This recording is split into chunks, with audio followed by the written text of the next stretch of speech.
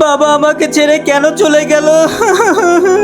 অনেক ভালো মানুষ ছিল, কখনো সে হারাম খায়নি। হ্যাঁ, তুমি ঠিক বলেছো। চলো ভাই, জানাজা নামাজ পড়াতে হবে, দেরি হয়ে যাচ্ছে। আমি নামাজ পড়াতে চলে এসেছি। আরে এ কি, এর হাতে ট্যাটু বানাইছে, আমি নামাজ পড়াতে পারবো না। আরে কেউ তো আমার বাবার জানাজার নামাজ পড়ান। বাবা কেঁদো না, আমি না জানাজার নামাজ পড়াবো।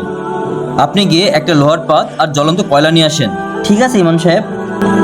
এই নেন ইমাম সাহেব।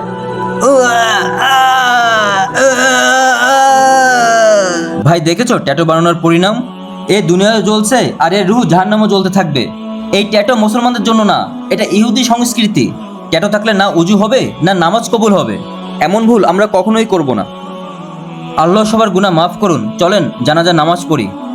তাহলে শুরু করি। আল্লাহু আকবার।